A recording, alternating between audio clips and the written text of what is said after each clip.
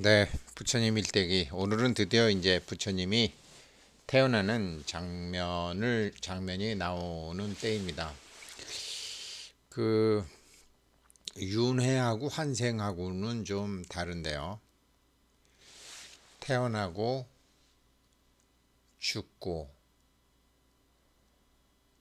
다시 태어나고. 그런데 지금 이제 이 태어나고 다시 태어나기 이전의 단계, 그러니까 몸을 갖고 있어서 죽었다가 다시 태어나기 이전의 단계가 부처님 일대기가 나와 있는 120장면 중에서 27장면이나 됩니다. 그런데 정말로 중요한 것은 이 보로부드로 이걸 보면서 우리가 정말로 중요한 것은 우리는 부모를 선택한다라는 거죠. 부모를 선택하고 태어나는 지역도 선택하고 물론 무의식적으로 선택하는 거죠. 자기 업에 의해서 그렇게 선택하는 거지만 그 업에 의해서 선택하는 거는 스스로 감정에 의해서 스스로 정산되지 않고 있던 감정에 의해서 자기가 그러한 환경을 선택한다라는 거죠. 그래서 뭐 부처님 자타카 보게 되면은 좋은 얘기만 있는 것 같지만 당신이 예전에 강도로도 살아봤고 강간범으로도 살아봤고 도둑놈으로도 살아봤고 다 살아봤어요. 다 살아봤으니까 그런 사람들을 다시 만나도 비난을 안 하게 되는 거죠. 가난한 집으로도 태어났고 동물한테도 잡아먹혀 봤어요. 독사한테 물려서 죽어도 봤어요. 그러니까 그런 걸 이제 다 아시게 된 거죠. 그래서 뭐 흙수저다, 금수저다, 뭐 그러면서 누구는 잘생겼다, 누구는 못생겼다. 미안하지만 중학교나 고등학교처럼 강제 배정이 돼서 그 공부를 하는 것이 아니라 대학이나 대학원처럼 스스로 물질 체험을 하기 위해서 하고 싶었던 공부를 위해서 그러한 환경에 들어온다라는 거죠. 물론 무의식 중에 그 엄마, 아버지, 형제하고 주변 환경하고도 다 맞다라는 거죠. 그런 어마어마한 사상을 담고 있는 게 윤회입니다. 윤회하고 환생은 다르죠. 왜 환생은 물질 속에 의식이 들어간다는 서양식 개념이고요. 윤회는 의식이 물질을 끊임없이 받아 돌린다는 동양식 사고방식입니다. 그러니까 환생은 육체라는 물질의 영혼을 갖고 오는 영혼이 들어오는 것이 아니고 영혼이 물질을 계속 선택을 한다라는 거죠. 육체의 상태를. 아주 중요한 개념인데요. 오늘 바로 이제 그런 것이 끝나고 이제 육체를 받고 공부가 시작되는 본격적으로 이제 자기가 부처님이 도솔천의 호명왕자로 있다가 자기가 이제 어떤 공부를 부처님이 도솔천의 호명왕자로 있다가 이렇게 석가모니로 태어나는 건요. 탤런트 역할을 하기 위해서 태어나는 거예요. 탤런트 역할을 하기 위해서 태어나서 다른 사람들한테 어떻게 이제 살아야 되는지 모델을 보여주는 삶을 선택하신 거죠. 그래서 아무튼 뭐 공부하시면 그러니까 윤회와 환생은 다르다. 윤회는 의식이 물질을 선택하면서 몸을 받는 것이고 환생은 물질 속에 영혼이 바뀌어서 들어오는 것이다. 이렇게 되는 거죠. 그렇게 하시면은 다음에 돈 공부하실 때 아주 좋습니다. 네. 그래서 부처님 뭐 윤회 중에 이제 보통 보게 되면 이제 뭐 동물한테 자기가 잡아 먹히는 경우도 있어요. 그러니까 예전에 이제 그 부처님하고 이제 제자들하고 가는데 이제 그 칠보탑이 하나 있는데 제자들이 이게 뭡니까? 그랬더니 놀라지 마라. 이거 내가 옛날에 보살도를 행할 때 그 지었던 생긴 사리탑이다. 그러면서 이제 뭐라고 그러냐면 옛날 옛적에 이제 대차 큰 전륜선왕은 이제 그 세상을 굴리는 사람이니까요. 내 아들이 셋이 있었는데 그 아들이 이제 어, 아들이 대운, 대천, 대용이라는 세 아들이 있었는데 그 중에서 이제 어, 보니까 새끼를 데리고 며칠을 굶은 이제 호랑이가 있는 거예요. 그래서 뭐 먹이를 갖다 줄 게 없을까 그랬는데 뭐 아무런 그게 없어서 막내 셋째 아들은 대용이 그래서 그냥 뭐 몸을 줄까 이래가지고서 이제 자기 몸을 먹이로 줘야 되겠다 그랬더니 이제 형이 깜짝 놀래죠. 그런데 호랑이가 그 해물지심이라 그러는데 그렇게 해물지심 없는 거를 잡아먹거나 그러지는 않습니다. 그 굉장히 중요한 개념인데 그 남을 해야겠다는 마음이 없으면 동물들이 그게 없어요. 남을 해야겠다는 마음이 없다라는 건 몸에 두려움이 없다라는 건데 이 두려움이 없다라는 것은 욕망도 없다라는 것이기 때문에 호랑이도 공에 나가 있고 사람도 공에 나가 있기 때문에 안 잡아먹죠. 못 잡아먹죠. 아무튼 그렇게 못 잡아먹으니까 이제 이 막내 왕이 뭐 막 그 바위에서 떨어지고 일부러 대나무에 찔리고 이제 막 그러니까 피냄새가 나니까 이제 피냄새가 나니까 그제서야 이제 호랑이가 먹기는 먹죠. 그런데 이제 천신들이 그거를 다 알고 대자 대비의 구호의 자비심으로 모든 중생을 한 중생까지 보시네. 아낌없이 몸을 버려서 괴로움을 참고 복덕을 쌓네.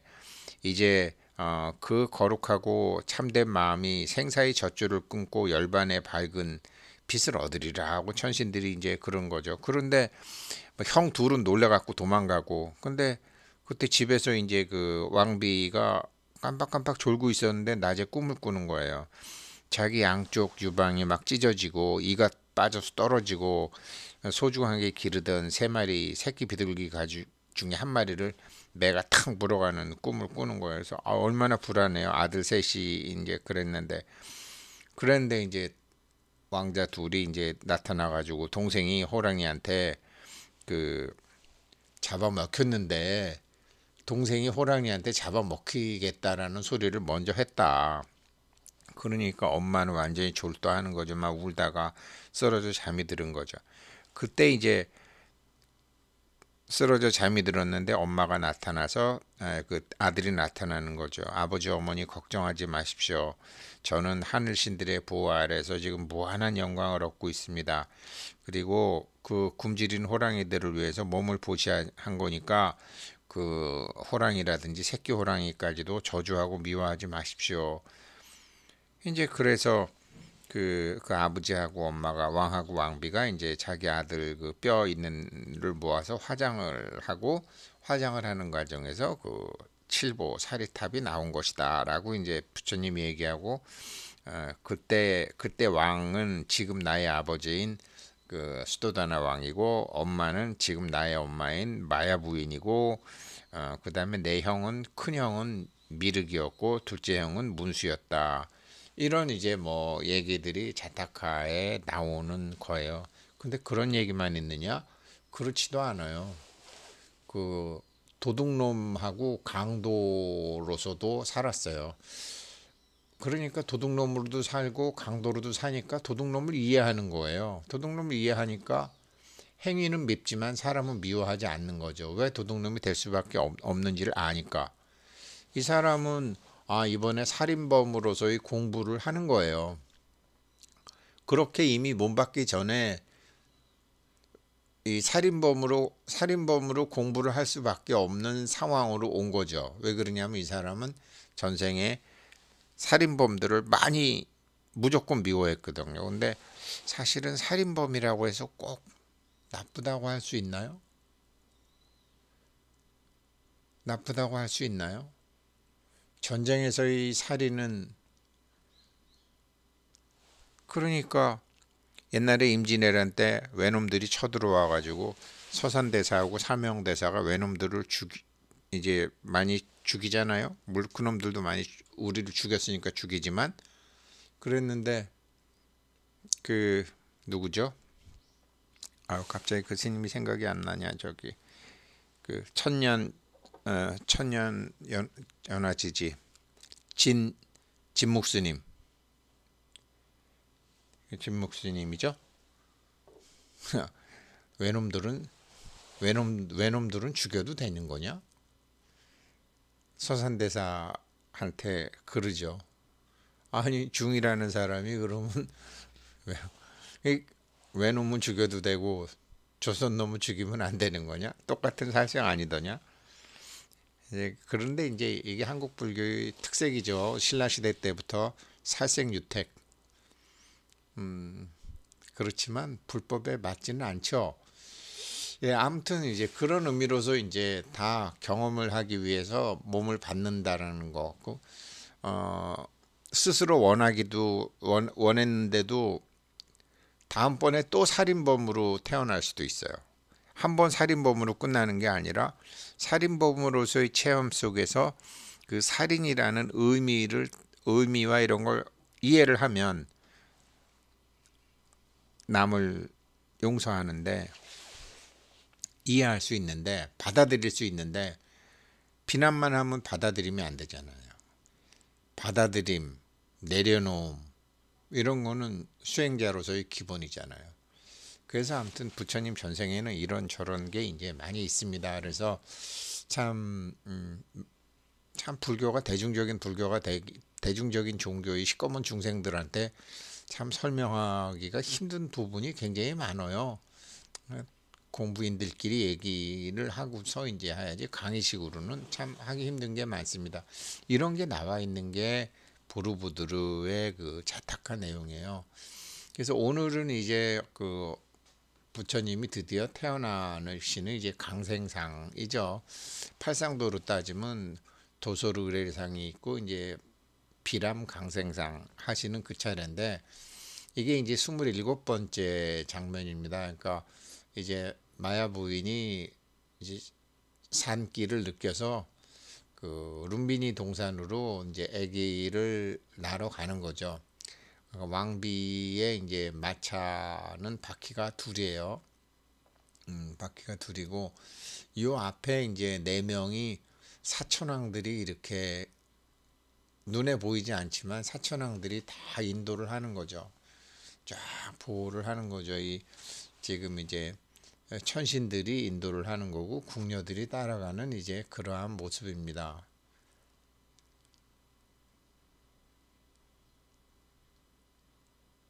그래서 요것이 27번째고요.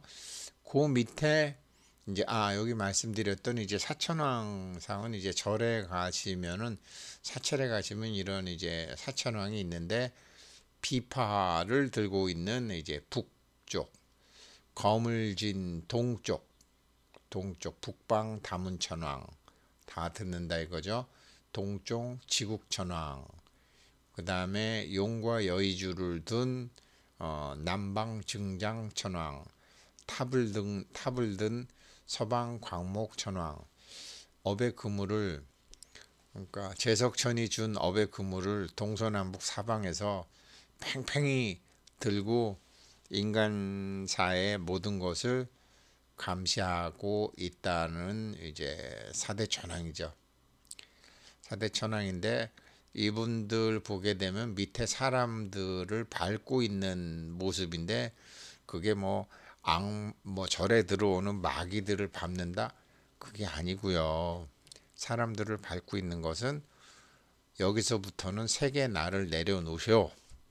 세계 나는 내가 밟고 있을 테니까 공의 나로 들어가시오 라는 소리입니다. 그래서 근데 공의 나로 세계 나 공의 나 이런 말씀 드리는데 어떻게 하면 공의 나로 있을 수 있습니까? 간단합니다. 호흡을 관찰하시면 됩니다. 지금 이 영상을 들으시더라도 코로 호흡하시는 거는 세게 나잖아요. 코로 호흡을 하는 건 세게 나잖아요. 그런데 코로 호흡을 하고 있는 걸 아는 놈이 있잖아요. 그 아는 놈이 공의 나입니다. 그러니까 호흡을 지켜보는 게, 그러면 번뇌가 없죠. 그래서 틈틈이 자기 호흡을 해서 코가 뭐 단정까지 할 수는 없고요. 코가 제일 좋아요. 코로 바람이 나가고 들어오고 나가고 들어오고. 근데 이제 그 뭐 코에 좀 비염이 있거나 이게 좀 안 되시는 분들은 저 눈 옆에 있는 거기다가 티침 2개만 꼽으세요. 뻥 뚫립니다. 그러면은 코로 바람이 나가고 들어오고 나가고 들어오게 되면 머리에 모단을 쓰죠. 그 호흡을 바라보고 있는, 틈틈이 호흡을 자기가 체크하는 것은 공의 나의 힘을 기르는 것입니다. 그리고 그런 것을 제일 좋아하는, 그 상태를 제일 좋아하고, 그 상태에서 이제 부처님 생각도 하고 경전도 있고 연불도 하고, 그렇게 하는 상태에서 약사열애불, 뭐 아미타불, 관세음보살, 뭐 옴마니밤메홈, 다라니, 그럼 뭐 엄청난 천신들의 정말 가호를 받게 되는 거죠. 호흡 그렇게 수행해 쓰시면 됩니다. 공의 나를 세계 나, 공의 나와 세계 나를 그렇게 하실 때요. 그리고 이제 그 밑에, 그러니까 석가모니 부처님이 태어나러 이제 그 마야 부인이 갈 때 그 아래 자타카에서 지금 이렇게 향을 켜놓고 공양을 올리고 있는 왕비 모습이 있어요. 이거 제가 이거를 아무튼 이거를 찾는 방법을 제가 알았는데요.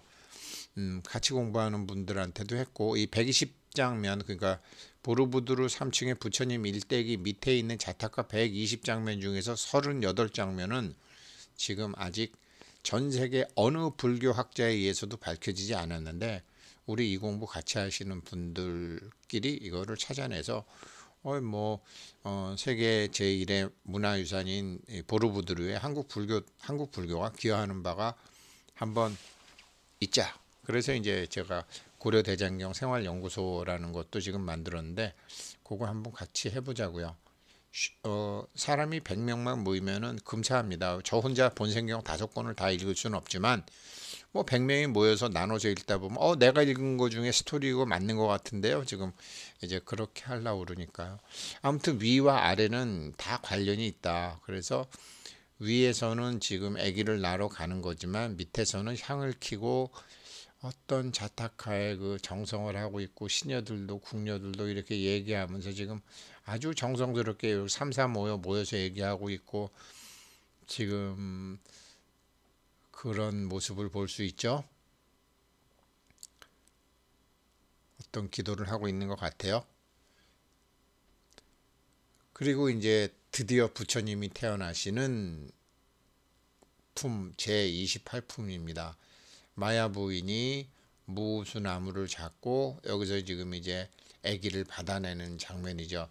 뭐 옆구리로 아기를 낳는다, 뭐 이렇게 이제 해서 지금 시녀들이 이제 이렇게 아기를 받고 있는 장면이 있고, 여기 보배나무 무수 밑에서 이제 룸비니 동산에서 아기를 낳는 거죠.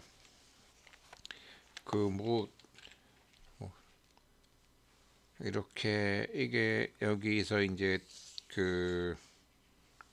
이 장면이 보통 모든 중생의 어머니들이 자식을 낳으려 할 때 몸이 두루 아프고 그 인연으로 큰 괴로움을 받지만, 그 마야 부인은 땅에 서서 손으로 나무를 잡고 보살을 낳았다. 이거 참 뭐 그렇게 뭐 경전에 나와 있는데, 그 서서 나면 아기를 더 쉽게 낳죠. 더 쉽게 낳죠. 근데 보통 이제 그런 걸 못 하는데, 뭐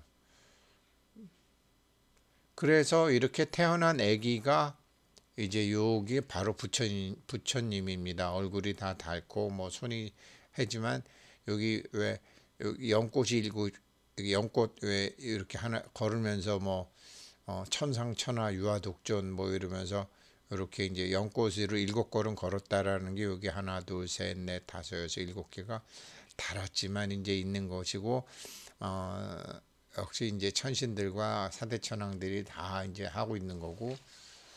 근데 우리도 그렇습니다. 우리도 이런 짱짱한 신들은 아니지만 그 태어날 때 조상신들이 다 이렇게 해줘요. 다 해주고 뱃속에 있을 때까지만 해도 신들하고도 얘기하고 일본말로 해도 알아듣고 고양이하고도 얘기하고 개하고도 얘기하고 꽃하고도 얘기하고 다 해요. 다 그 영으로 얘기하기 때문에 그러니까 신들하고도 다 얘기할 수 있고 이제 그런데 이제 나고 난 다음에 이제 그 부모들이 교육을 시키고 형제들이 교육을 시키면서 이제 그때부터 자기가 이제 그 분리가 되기 시작하는 거죠. 분리가 되기 시작하면서 나와 남을 나누기 시작하는 거죠. 그런 과정을 이제 겪게 되는 거죠. 그래서 부처님이 태어나는 장면이 28번째 장면입니다. 그 밑에 이제 자타카의 마지막 밝혀지지 않은 거 아무튼 그 부처님이 태어나는데 아마 밑에서는 그 여기서 이제 드디어 이제 깨닫게 되는 것 같아요. 밑에 자타카는 이제 드디어 깨달아서 이렇게 왕하고 왕비의 아들이 깨달아 가지고 이제 엄마 아빠가 오시는 것 같은 거. 그러니까 코끼리도 오고 뭐 사람들도 오고 이제 그런 장면인데 정확하진 않습니다. 그래서 요거를 한번 같이 찾아보는 거를 하겠습니다. 그 태어나기 이전에 우리는 공부할 환경을 선택해서 혹은 낙제해서 다시 유급을 해서 다시 오는 경우도 있고 선택을 해서 오는 그 두 가지 경우가 있다. 그리고 사람 죽은 거는 죽는 게 아니라 영혼의 휴식기, 영혼의 정화기다. 그것이 바로 불교와 환생에서 다른 이 죽고 태어나고 다시 태어나고 하는. 그래서 죽음이라는 것은 영혼이 담배를 끊은 사람이 담배 끊으면 금연기간 동안 그 기간이 있잖아요. 그 중독에서 벗어나는 기간이 있는 것처럼 몸에서 벗어나는 기간이 있고 몸에서 벗어나는 기간이 있으면 거기서 다시 이제 또 어떤 테마를 잡고 스스로 하고 싶어 했던 공부 그리고 해야 했는 공부인데 낙제를 해서 지난 생에 미진했던 공부 다시 받으러 오는 그런 것이 윤회다. 그냥 단순한 환생이 아니다.